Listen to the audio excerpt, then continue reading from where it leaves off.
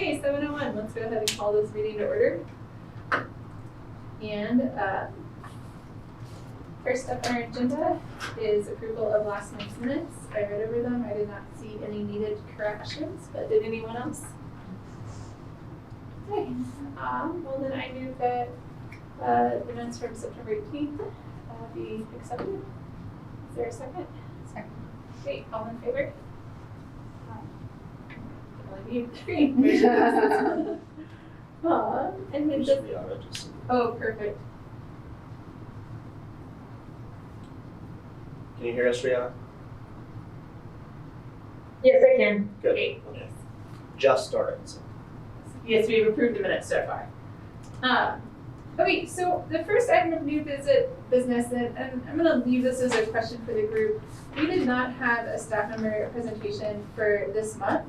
So I thought it might be a nice time to do a library tour. However, I also know that we do have one of our members on Zoom. So would you all prefer to postpone that until we are all in person? I don't know if that's gonna happen anytime soon. Ariana, would you be okay with just missing that portion of the meeting and joining us back when we are back in this room?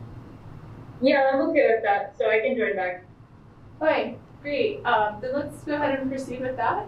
If that works for you, John. That's great. Yeah, well, I'll just leave it, Rihanna, in mute, and then you'll know when we're back, if that's okay. That sounds good. Just so I don't have a disconnect. Okay, great. Yay. Are we leaving things in this room? Yeah, we can close it and lock it, Okay. so we're fine. So Rihanna, I don't know if you're around, but we just got back. I can hear you. Good, okay. Sorry that I was ambitious thinking that would take 10 minutes. So thanks so much, John, for showing us around. Yeah. I think what really stuck out to me was how smart the use of space is and how much more space you need. Thinking about the library, things how it just every part of that, it's just you need more. Mm-hmm. Any other questions or impressions that board members want to share? I second what you say. More. Yes. Some of the things, like the library of things, like the discovery kits, like that requires more space. Yeah. I mean, I want to say that it's not lost on me when you do a full tour, even without all of the narrative, you see how much more there is to this place besides books, and how much is people coming together and connected with I'm into this thing, I do this thing, I'm going hiking. yeah. Maybe it's sewing machine. I think the other thing that sticks out too is we're 20 minutes till close and it's in use. I mean, it's not crowded, but it's definitely every corner there are people. So, Great. So let's go ahead and move on. We have a monthly icebreaker. Katie, I believe it was you. Yes. So it's such a common thing in our culture when somebody asks you what you do, that you respond what you do for a living. And if that wasn't the cultural norm, and you could answer any way you want, how would you respond to the question, oh, what do you do? And I think for myself, I would probably first describe myself as a gardener and an urban homesteader. So, everybody else? That's a great question. Is that all you're gonna say about yourself? and I dabble in mountain biking. I mean, You're a gardener and an urban homesteader. yeah, I'm a chicken tender. So yeah, I'm gonna infer that you have some animals. Yeah, just chickens. Chicken tender. Just chickens. Okay. Cool. That's a great question. I think I would say I am someone who enjoys pottery and vacation, Ooh, pottery and vacation. I like that. as well as in the garden.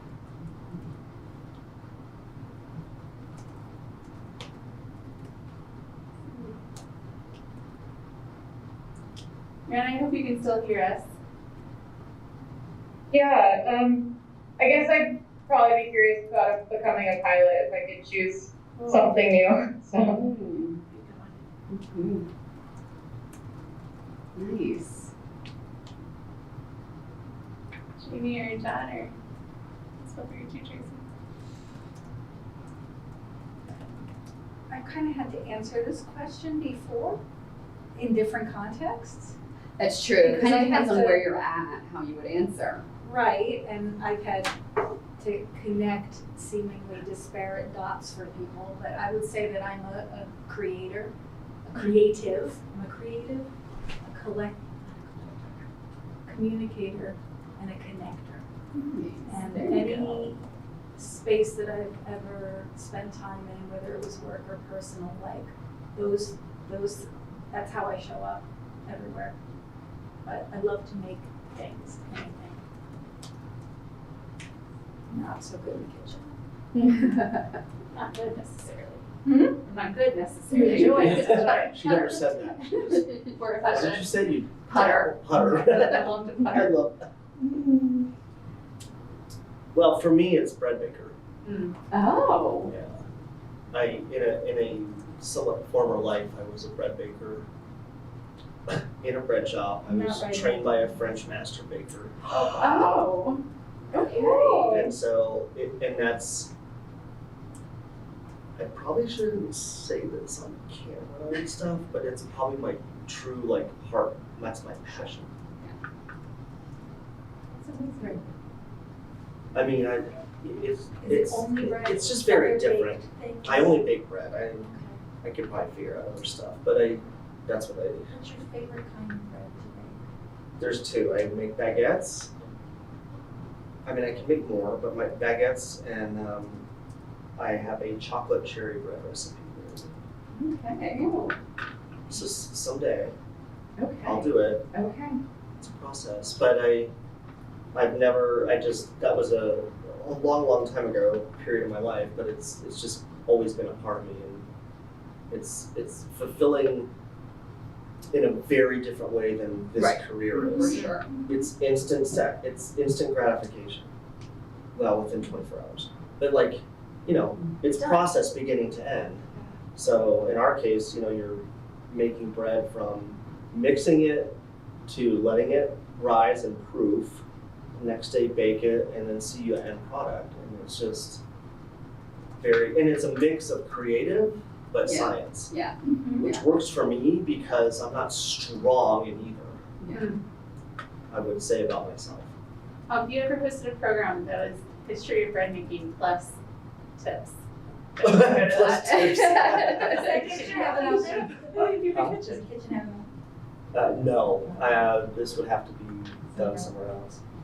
Do you currently have sourdough start in your house? I have gluten No. free sourdough starter in my house. It's Yeah. gluten-free. Are you gluten free? Yeah, I don't. I've done that before, and then a few moves, it just gets a little hard. But honestly, my go-to is baguettes, which is not a sourdough. You can do them as a sourdough, I should say, but I don't. The traditional French way is not. It's yeast risen bread. And then I just use a similar recipe for the chocolate bread. That should be a sourdough if I made it in the form that I was trained in. But I've not really noticed a taste difference, especially when you introduce cocoa and chocolate chunks and cherries. Everyone's thinking that. That was way too long. Do you have anything you want to?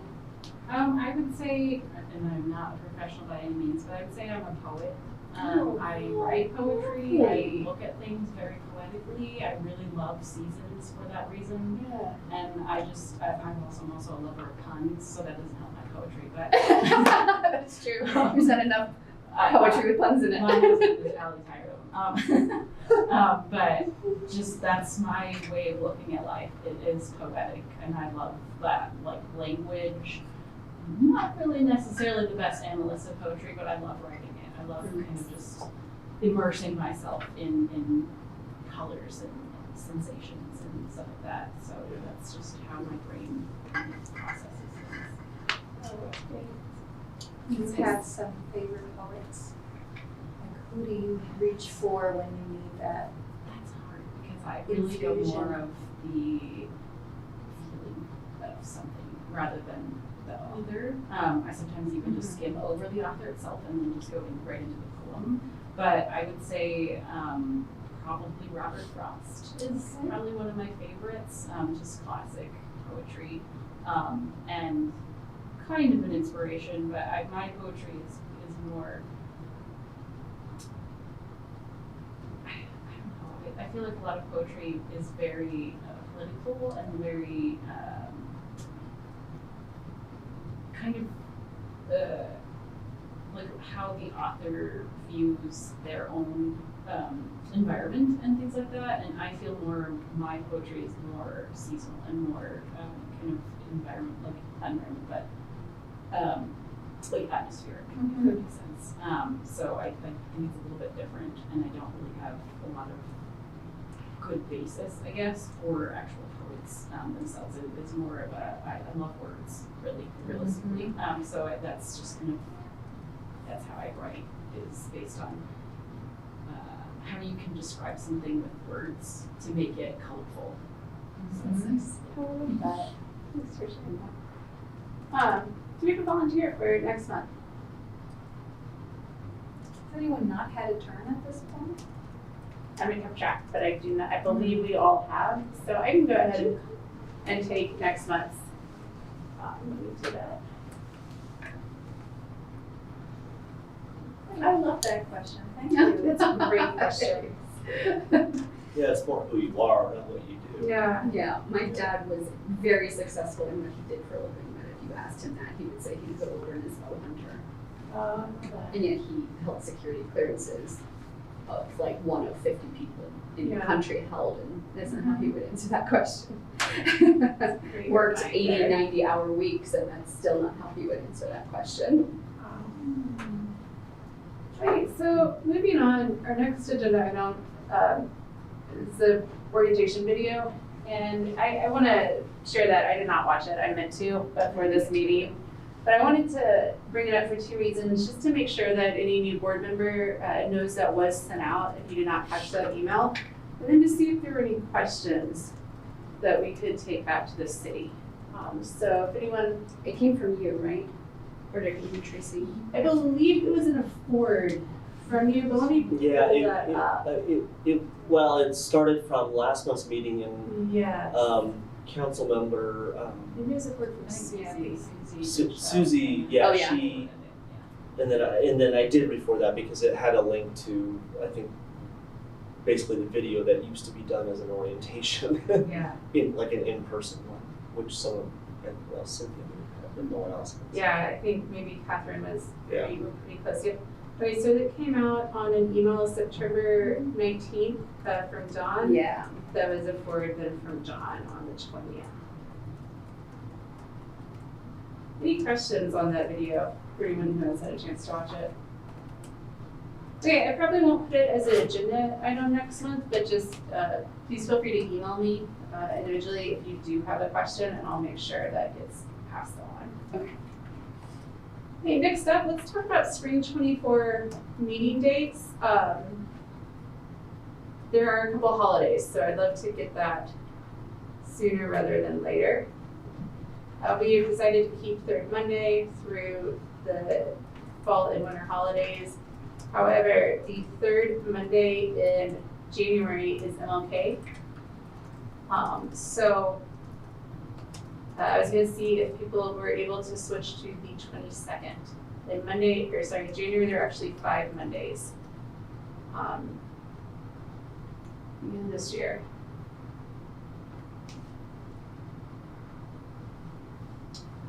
Any problems with the 22nd?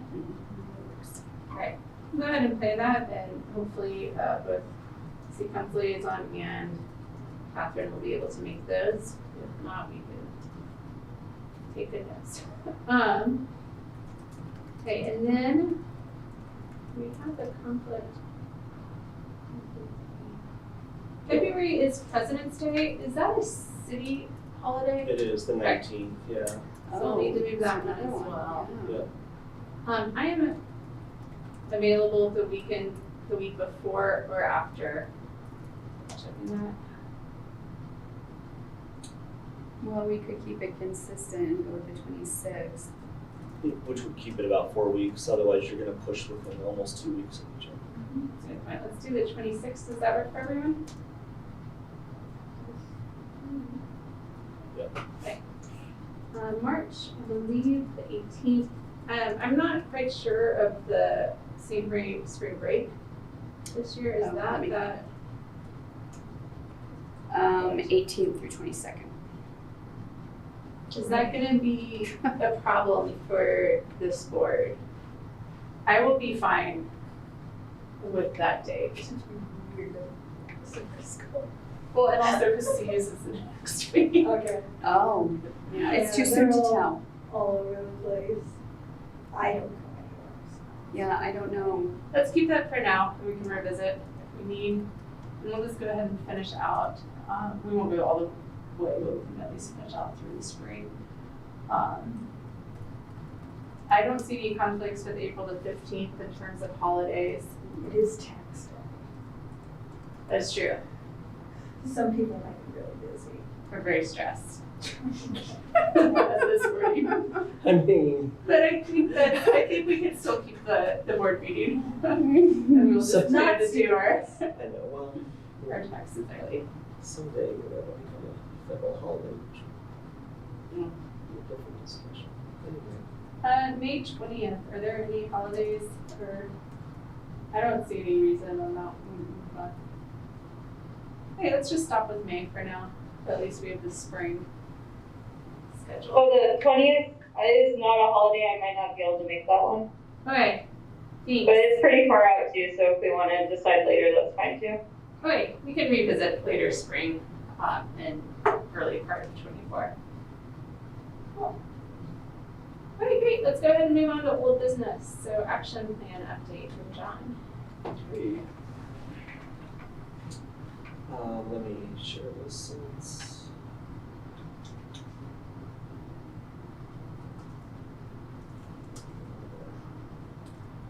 Okay, so action plan. So some things from the last month. So leadership development.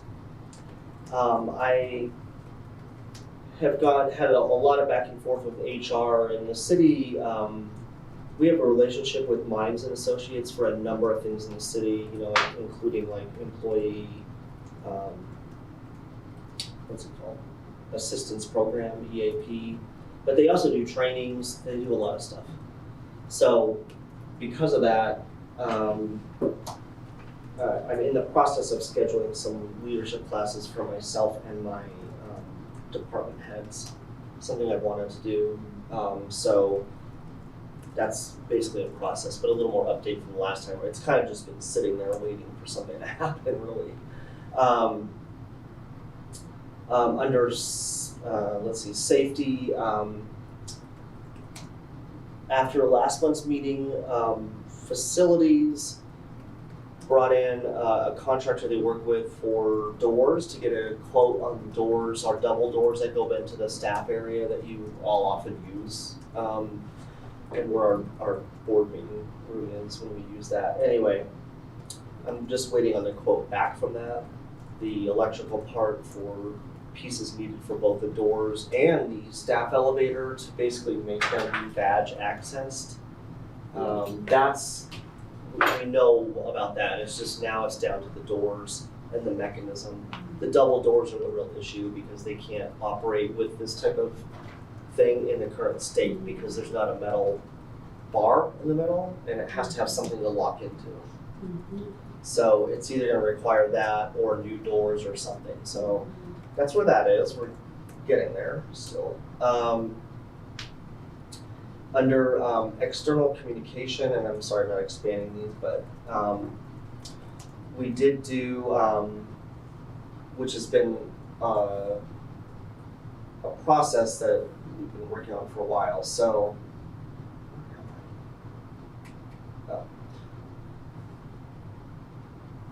it's because this is the way.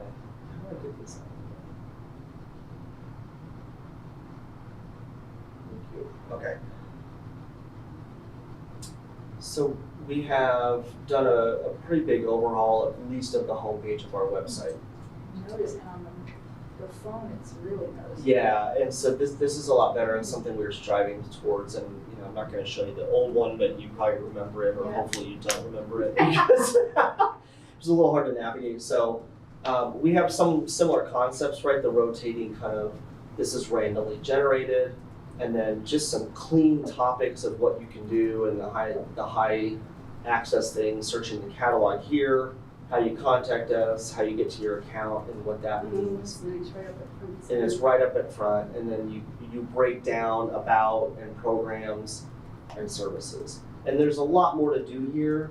However, as we speak, the city is the city level is working on a complete website redevelopment, which is, it may involve the current vendor that the city uses now for our hosting, or I think they put out an RFP even. So I love that you did that. it could be, yeah, thank you. That she's referring to Putting the feasibility as Feasibility one of study. those rotating things. yeah, it's a rotating thing, and actually if you go to about, it's here.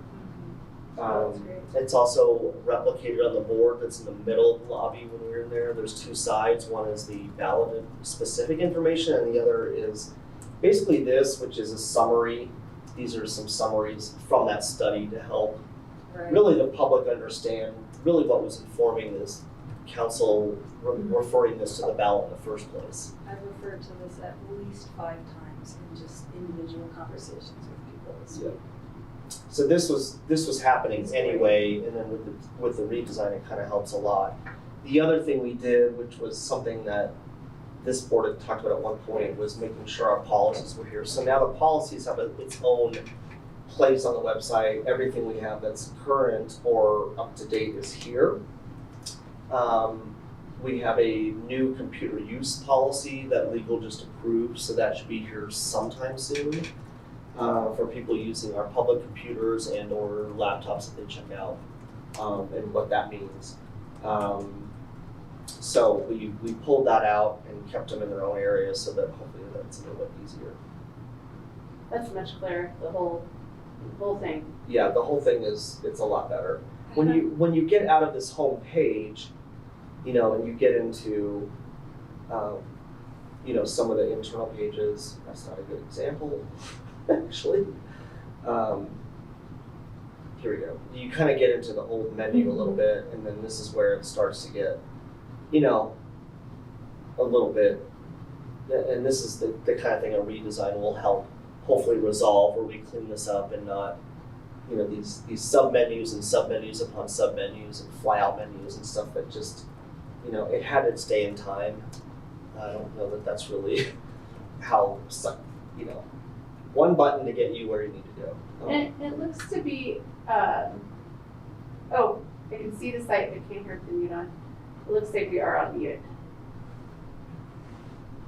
If you, What? How did that But it happen? was- Sorry. No worries. So, okay. Anyway, we're working on the website. You figured that out by watching?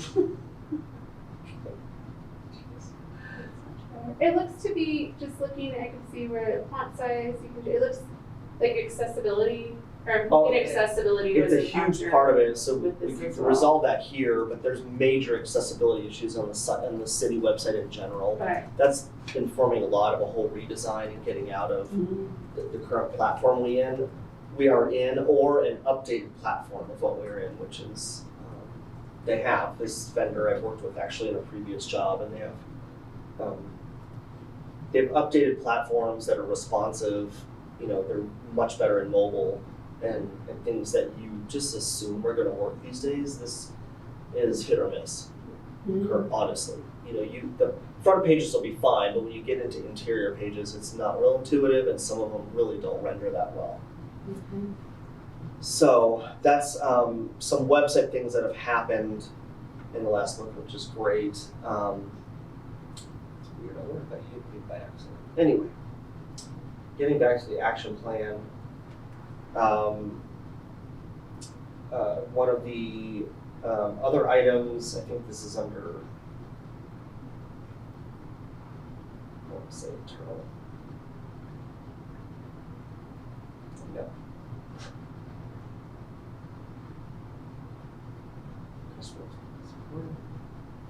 EDI. So equity, diversity, and inclusion. So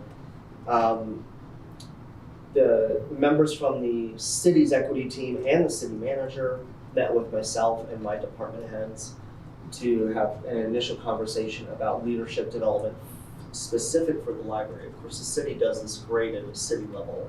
I've wanted some training here so we can work together as a team. So that was more or less like, this is what we're going to do, getting the leadership buy-in, which everyone's on board with. That's kind of step one of that. And what will happen later is, and hopefully soon, the equity team will reach out to individual departments within the library, right? So they will, I think, start with circulation or the adult services department and have individual meetings and go over some training topics within EDI, which I think will be really beneficial with a focus on, because we're such a customer-facing department, what does that mean for library, right? And EDI, internal matters, but external matters a lot, in comparison to other departments that are much more interior-facing, right? Mm-hmm. Who have office jobs and they only have to worry about their coworkers. So much different here. So I wanted some tailored-ish type of training. So that's coming up. The shelving in children's, I talked about when we were out there. So you kind of got that update, although Rihanna didn't hear it, but basically the consultant has given us some plans. My head of children's and I worked through those together and with her and finalized at least a conceptual plan. It could always change. The next step will be meeting with them again when they get some vendors and we can get quotes and look at products of actually the physical shelving and what we're doing. So that's kind of the next thing. But we have a layout. And then within, we're at collection development. A part of the shelving really, but the children and teen department has been doing some significant weeding. Some of it's just needed to happen, honestly, but also to help with the shelving project. So the less collections that we don't need that are there is better we can either buy less shelving, but the more important thing is to make better use of the space. And then the last thing is outreach and the partnerships. It's been on here that this started before me of working with the school district on having student IDs function as a library card. And, I've known this was there and in process. It's always been in process since I started here nearly a year ago, and I've never really followed up on it. I did this project before at a former library. So a rep from the school district had reached out to one of my staff and basically saying, like, I think this isn't going to work, it's too complicated. There was various reasons. And so I started asking questions, like, why is it too complicated? So I've learned in this that way too much information was being asked for. Like, we were trying to make the student ID equivalent to a physical library card. And I don't believe that that's what the goal should be. All students have devices. They're given devices. This is what I understand. They either have an iPad or whatever they're given as a student. The point here with their ID is to have access to databases and digital materials that will help with their schoolwork. That's not to say they wouldn't want a library card, but if we're only looking at online collections, we don't need to know information about the student. Okay. All we need is their number, and that's it. And then we can take care of the rest. If they want a library card, sure, come in. You can show us your student ID card, we'll look you up, and then we'll go through our normal process of issuing you a card for physical. But in the meantime, as a student, because the school district is very limited on databases and electronic resources from what they have told me, that they see the benefit of this, of access to the collections we have in that sense that would really expand what they don't have now naturally. So if they can just access that with the student ID, We don't really need all this other stuff of capturing their name and address. That's a whole different thing. We get into privacy things with schools.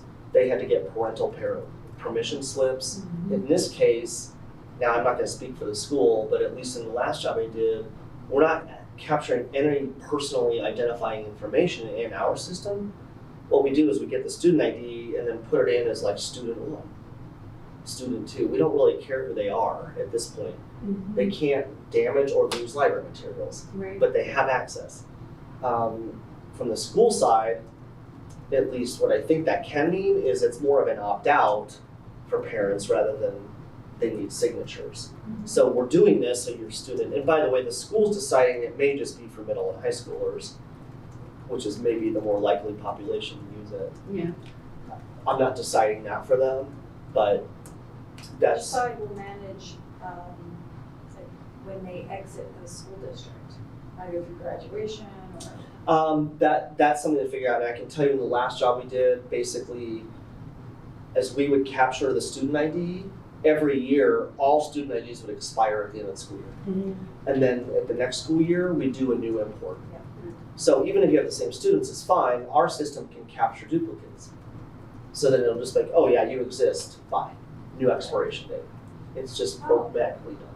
Well, so I'm sure this has been explained to us before as a board, but how does that work with the school district and city boundaries not aligning with the city, with the school district having Yeah, because we multiple cross libraries? at Longmont, right? But Yeah. SVPD Crosses crosses, into High yeah, Plains. and into Weld County, right? Yeah.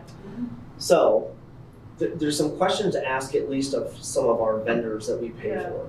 Because database vendors, and you know this from university, but they can have some specific restrictions, right? Like they want Longmont residents because that's what we technically are paying for. Really what it comes down to is, can the school district link students directly to these databases, or do they need to come to the library website and then access? Because if they come to the library website, then they put in their student ID, i.e. library card, and then they're fine. So it's sort of, I don't want to couch it like as a workaround, but it's the way to do it right. Yeah. So, but if the vendor allows us direct linking, and I'm sure the school, and they've already told me this, the district would prefer, and I understand that, Yeah. from their own website, because they have links for students to go, student resources, and then they can say like EBSCO, whatever they're gonna call it. And then boom, they go, they put in their ID and they're done. And it might be an extra link where they have to come to the Longmont Public Library website first and then access the resource. Okay. If they're out of, I'm not really answering your question, out of, But so, you are. well, so in my, yeah, I think it's a gray area. Yeah. So if you get into service, who's your service area? Largely, the school district is in Longmont. Yeah. So I feel justified in that sense that we are the primary servicer of that school district. And therefore, we can provide access to these resources even if said school is not in Longmont. That doesn't mean that, and that also doesn't mean the students don't Yeah. live Correct. even at the school. And the reality is anyone can go to our website, sign up for a library card from anywhere they live and access one of our resources. They have a limited time to do it, right? It's a 3-month or whatever it is expiration date. But anyone can access one of our resources from anywhere as long as it has a limited expiration. So there's ways to figure it out so that we're not breaking that service area in what the vendor, those providers would want to make sure that we're not, getting too far outside of our boundaries. Makes sense. But can't somebody just, even if they live out of town, come to Longmont Library and get a library card in person as Yep. well? Yep, and in Colorado, yes. So if you come in and get a library card because of the Colorado library card, whatever, the Colorado library card, yeah. Once you have a card, you can access it. It doesn't matter what your address is. So I feel like there's just a lot of variables in that, so I'm not as concerned about that. Well, thanks, John. Yeah. Thank you. And that's the action plan update from the month. Actually, a lot going on. There's a lot going on. And we're just gonna move right into any questions about the action plan update? Yeah, let's just move right into the library director update. And so my update here will be highlights from the month of September for programming. I'll just leave it in this one. Just do that. So you can still see.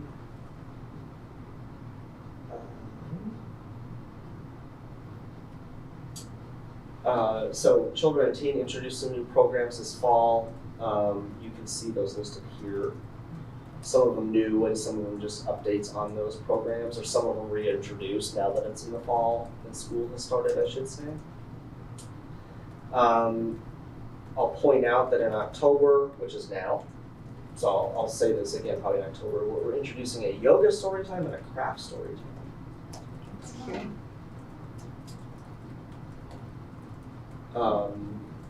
And then Dungeons and Dragons, I've talked about this before just because it's so popular, but our children and teen department wanted to work that out again. It's a fully Friends funded thing as everything is. And then our tween clubs, we did a few different programs in September for that. A lot of fun there. You can see some images there. Take home craft kits we did. Hispanic Heritage Month was a highlight there, and these were on the table just in children's there. Maybe you participated.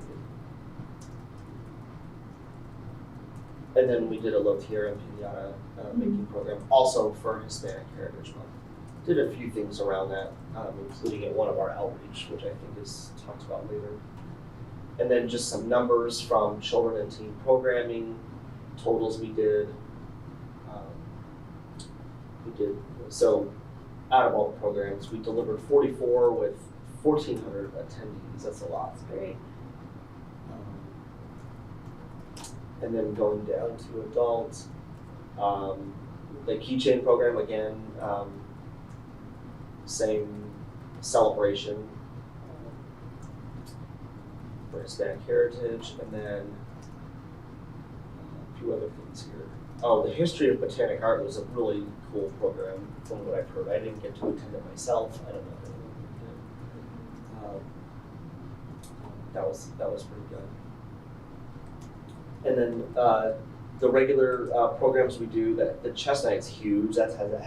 This is an example of one of the programs that's had to move down here to our meeting room because it's gotten so big. Mm-hmm. So it's great, but then we book out the meeting room instead of letting the public use it because it's so big. So it just another indicator of space, as you mentioned before, Cynthia. And then all the numbers from everything we did in adult this month, they listed out, the number of programs we could add up, and then you can see the attendance here with that botanic art being pretty high. And then outreach, which will take up the rest of this, outreach will gradually slow down a little as we get into winter, but this is summer and fall is hugely busy. So Lillian went to Atria. Is it Atria or Atria? Atria. Okay. One of the things I've talked to her about is more outreach into older adult populations, and at North Longmont, which will be mentioned here too. I just think, and she knows that, but just trying to expand who and where we're hitting there. So that's mentioned here as far as her going North Longmont. Some of what she does, you see she's in front of one of the Mexican grocery stores. She does that in a few places in town. She just puts herself up front, and anyone that comes shopping, she talks to about the library. And she's probably brought more people into this library just from this type of outreach alone, which is, I would say, an unconventional thought of where you do outreach. She has a great partnership with Pi, and they work together, and what's in the middle here,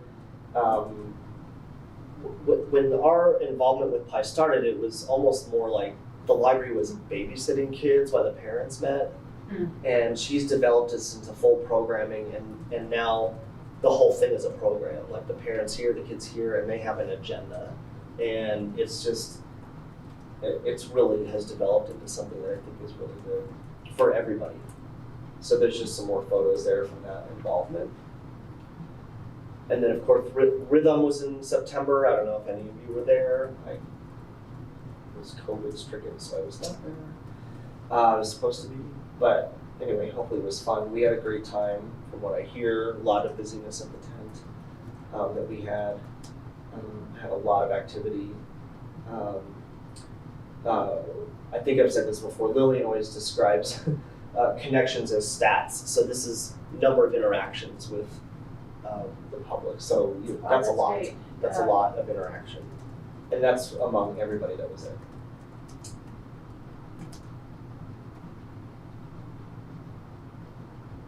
Okay, some photos there. Both September, October are usually busy with school types of events, back to school and things like that. I think some of that was last month. That continues here with some of the outreach she's done. The children's staff does outreach too at schools. Theirs are more specific classroom visits where they go and meet in the classroom and talk on certain topics. Hers are more, Lillian does more outreach as far as she goes to school events, right? Not necessarily in a classroom. Not that it matters, but there's two things going on with schools there that we're very conscientious about. Our visits to the senior center are popular, very popular, as you can see. I mean, that's a lot to get almost 70 people interacting with Lillian and the staff that go with her, which are staff, by the way, volunteering because Lillian has no staff. And then she's developed a relationship with the Latino Chamber of Commerce. So I think that's really good. The YMCA Fiesta, again, Hispanic Heritage Month activity. And then she lists out some of her stats, which I kind of touched on here. But as usual with her, pretty busy, right? Almost 1,600 connections with people on some level that we count. Community events being the largest. I mean, Rhythm is certainly a major contributor to that. That's not going to obviously be every month. And then you get some of the normal things that she does, school visits and parks, right? Lanyon and Collier Park she goes to regularly. That'll taper off a little bit in the winter. Although she's found a place through the Spanish radio station, a connection that has space so that in the winter, if it's too cold or too snowy or whatever to be outside, we can change the program and use somebody's indoor space. Oh, wow. So that we don't actually have to cancel those park programs in the winter. But that's a process. So that's it. That's highlights. I know I breezed through it, but it's in your packet. And I can answer questions, but that's my also director report. Thanks, Jen. This makes me think back, Where are we in the city budgeting year process? For 2024, Yeah. so the budget process was concluded. It was presented to City Council last month. Right. The library is sort of in a unique spot in this case. So much of the budget requests that were put in were not sent forward to council because they are in the election package. Right.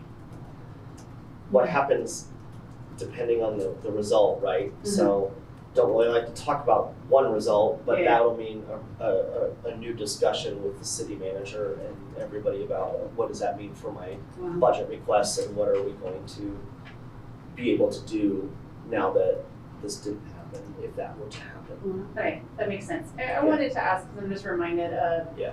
the importance of more outreach staff. And that was a big request I Yeah. have, and you might not have been here yet, but the board, I presented that to the board and asked for substantial staffing increases for outreach. So Lillian's a team of one. I asked for a full-time librarian to support her, and basically the equivalent of probably, if I think of it as FTE, it would be, I think, 2 or 3 FTE support staff as well. Mhm. That's probably going to mean a few part-time staff, but at least she would have a department, as well as my request to get her own outreach van. Yep. So, I mean, Oh. there's big stuff in there. Now, the van technically shouldn't be election contingent because I'm paying that out of Sorry, a fund. the fund, the The, incentive, for sure. the Mosher Fund. Yeah. So, but that's gonna take time. I've learned from other departments who've requested vehicles that the Yeah. delivery is, it's not like going to buy a car where it's on the lot. So basically, it's unknown at this point. It's a no. It will be able to, you'll be able to hire Yeah. that in 2024. Okay. Well, hopefully, because I am just continually impressed and worried about her burning out. Yeah, I mean, and yeah, she does a lot. I mean, Amazing. she does a lot. Um, It's, and I should say that the staff that do support her do a lot. Yeah. I mean, anyone that goes and supports her at these big events, or small, even like at the senior center, and she still needs one or two people, they're coming from within the library, and what that supervisor is doing is making sure they have time in their schedule, and they arrange schedulings Yeah. to make it happen. So it's a lot of this to make sure that she has the support she needs to go out there. Are there volunteer opportunities to The- support William with outreach? We've had some volunteers go, yeah, but not a lot. And part of it is the level of knowledge for some of these that's needed. I mean, we're issuing library cards, and I wouldn't say 100%. So at Rhythm, we had volunteers. We had staff, but we had, I think, one or two volunteers that also helped at that event. It's more reasonable at the bigger events, but when you're at smaller things like the senior center, you need skilled library Yeah, staff that's to help. Tricky to Yeah. not have experts. So it's a little bit of staff both. do outreach. Other questions regarding the director report? And could you describe the tutor.com program? Yeah, tutor.com. I missed that. Was that? Oh, she saw it somewhere. It was slide 8. Yeah. There was like total new and I think live session, and was just kind of curious about that. Yeah, I can talk to it instead of trying to dig it back up. But so tutor.com is it's an online resource that offers live tutoring. And it's we pay for that actually through a state grant that we get generally every year.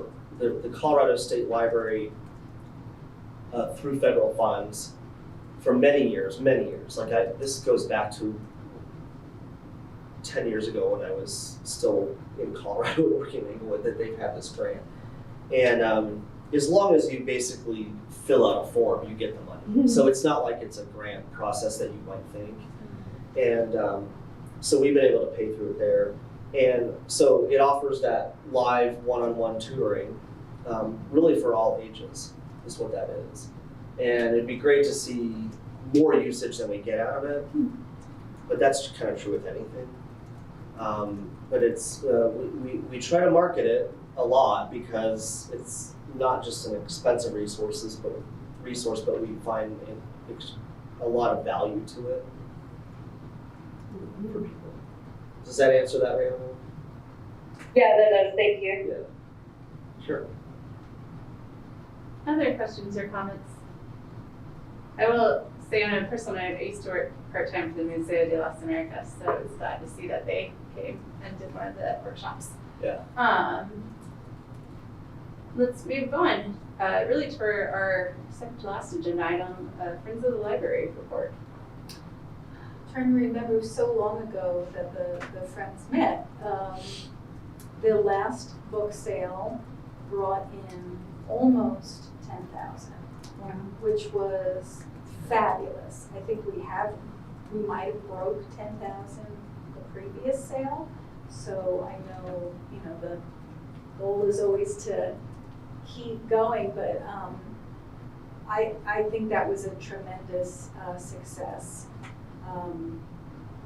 It's always interesting to know like the differences, how each sale goes and what people are looking for, and of course the inventory is always really different. So now that book sale is over, the board really wanted to refocus its energies around the election and what it could do.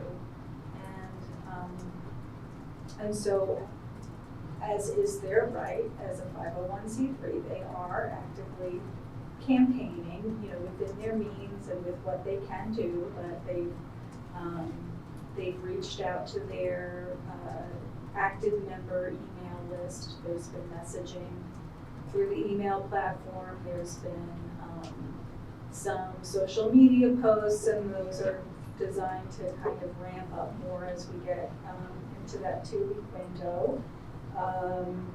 They produced these signs that they have been handing out, I think, mostly to volunteers and friends, members. But I do believe there are some left over, and we will be discussing a reorder, because we had, the friends had other ideas for collateral that could be produced just to help educate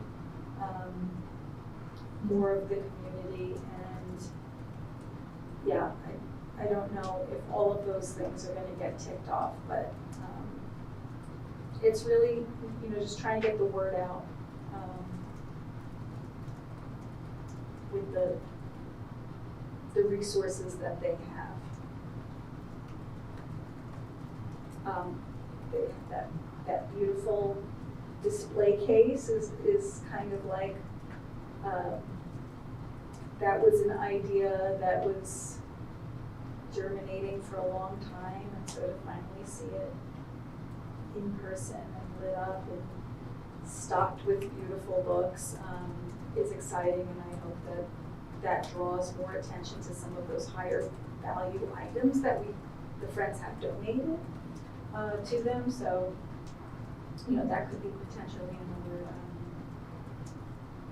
significant stream of revenue for them.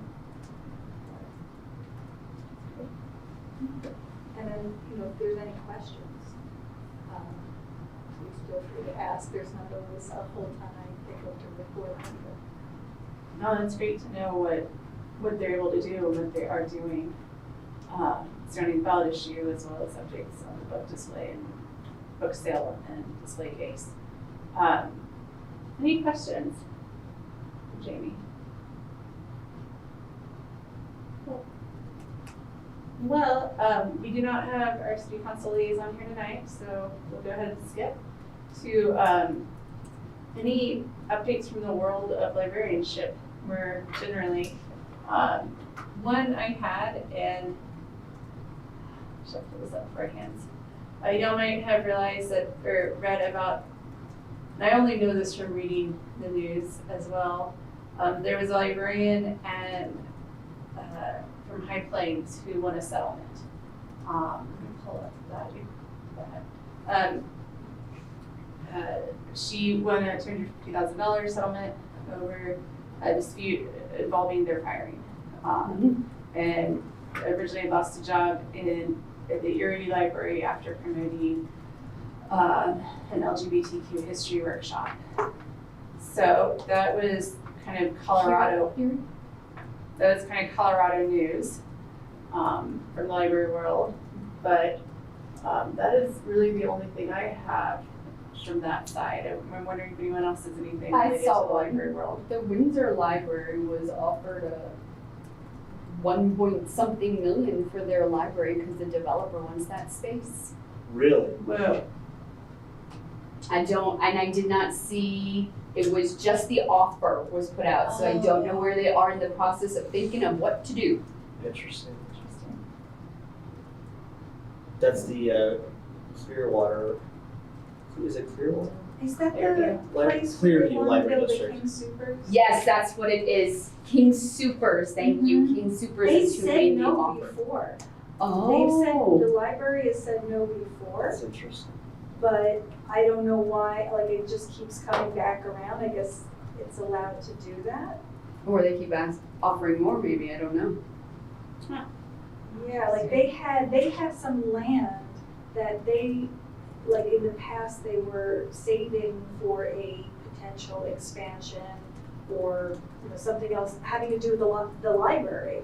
But something happened and it didn't get built initially, but they're like, well, someday we might get there, and they don't want to let go of that land. But there's also a movement, I don't know how big, but they're vocal of like needing more food, more accessible supermarkets in that part of town. Interesting. I just saw something on that. Yeah, it looks like Because I last couldn't week, it remember was the last week town. that they got, that there was an offer made again. Weird. Anything you have, John? I mean, you know, things to keep an eye on. I mean, you know, there's still a lot of censorship news out there. It's not so much here, but it's worth keeping up on and kind of seeing what's going on and around mostly this country, I should say, the world. But you know, with people still advocating for book banning, so there's that, and there's a lot of discussion too on generative AI, right, and library use and implications of that, Right. which I kind of follow. It's just kind of worth looking up. I don't know that I have anything to report on it, but the Urban Library Council, which is a really good like leadership organization for public libraries, they just published something recently on AI and kind of from a leadership standpoint, like, you know, what are the benefits, what are the concerns, you know, you do get into, you know, a lot of it is this information valid kind of things, and also what's being made up or not being made up as far as information people are getting. It's kind of fascinating to just kind of read about it. It gave me some hope to see how much positive coverage was in the media around Banned Book Week. That it didn't Yeah. feel like a little niche thing that only, you know, the book nerds were into. It was like, you know, on a much bigger stage with more and everything. So how did it go here? Because I came the day of there was a program, and I wish I it was could. very bustling, Yeah. a lot of energy. Yeah, we did do a program, and it's a program that's been done in years past, from what I understand. It's kind of almost like a entertainment type of program, not, you know, where not just talking about banned books, but like either reading from them or I don't know if there's performances related. I couldn't come, but I'm sure I'll talk about it more in October since it happened in October. Right, okay. But I will say we had a very successful banned books display. A lot of people talking about it, mostly, actually I don't think I heard any negative comments. It was all just really appreciating what we were putting up there, that people could interact with and learn about. When the chamber did their Unity out here, and I was out there that night with the library, we had like a little mini contest with a picture of a book, and the question was basically like, do you think this is banned or not? And it was a very like basic title, like Life in Alaska. I don't remember what it was. It's a real banned book. So it was fun to just interact with some people about that and talk about it. That's good. And then there was a little bit of chatter on the library's Facebook post about like censorship in general, and a couple of the comments like starting to lean towards that side of like, you know, we should be able to decide what's in our library kind of comments. You know what I'm getting at, right? Like it's anyway. So just like parents, in schools deciding, huh? Get out of my head, like that's the exact thing I was thinking. Yeah. The parental rights. Parental rights, yeah. And so there's been a little chatter there, and my marketing person actually put one of them to my attention, just wondering if there should be any response or what. And generally my experience was, and it was actually two people getting into it with each other. So I'm like, yeah, we can probably stay out of that one, you know, because if anything, I said just point them to our collection development policy. If we need to respond, just like, well, this is where we stand. Yeah. And which basically says how and why we collect and whose responsibility it is to decide who checks out what, right? So we're not a school, we're not responsible for your kids. Anyway, I just opted to not get into that, and I don't know if that conversation just carried on. Yeah, social media is, it's like people get worked up and then they go on to the next thing that bothers them. So, anyway, there's stuff there, but I don't think anything that's too alarming for this library. Makes me so glad that the policies are so easy to find and so centered. Yeah, on it what's there. makes it nice to be able to point to those. Okay. Oh, sorry. Library news. This is very interesting, and I can send it or you can look it up. I'll write it down. So in Gunnison County, or Gunnison Library District, a recent case that went through the appeals court and just got decided on. And what happened? And this is related to a citizen wanting to ban a book, right? They did a request for reconsideration. They challenged something in the collection. Normal process, right? We all have it. It went through. The director decided whatever, which I think was to leave it. And then a newspaper reporter did a Cora request. Did a what request? Open records. Okay. Sorry, I shouldn't say it like that. So I'm so ingrained. Anyway, it's like, you know what I mean, open records. So they wanted to see the challenge form. And it was delivered with the person who challenged it, their name was redacted. And it led to the debate of, does that fall within Colorado patron privacy law, Colorado statute?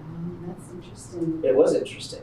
And it's like 47 pages of, the response, but basically the end result was, yes, the patron name falls within Colorado state statute, library law, and their name should be redacted.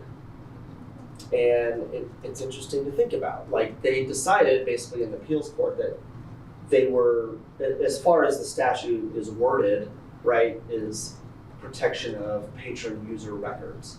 And so it's sort of like, well, what does that mean? Or library use.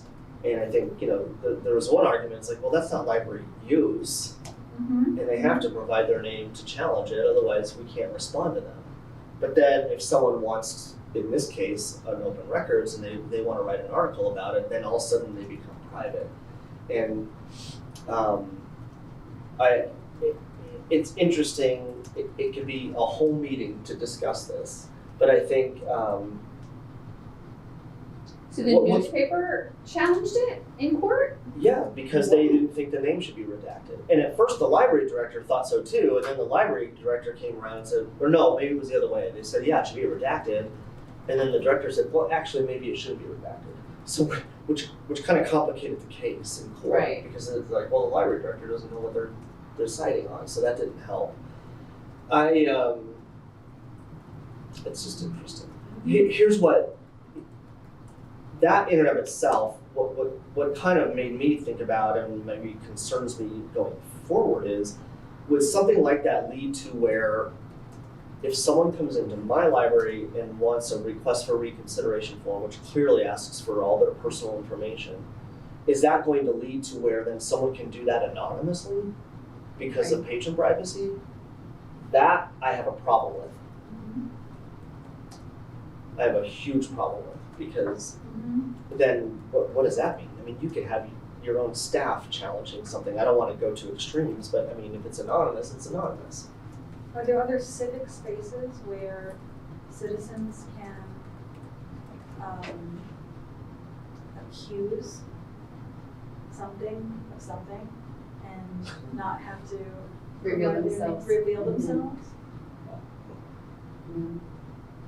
Right. I mean, I'm just thinking like, I think they can reveal themselves, but when the open records comes in, is that like, well, now is it considered private? Like, I It don't. is interesting under the context It's of the interesting. Open Records Act. Yeah. And then library law can be pretty specific in terms of patron privacy. that's. I'll send you because one of the city attorneys who, I mean, there's a few of them, but the one who kind of represents or works with me in the library, he ran across it, and for obvious reasons he thought, you might be interested to see this. It's not part of like a patron record or borrowing history or anything like that.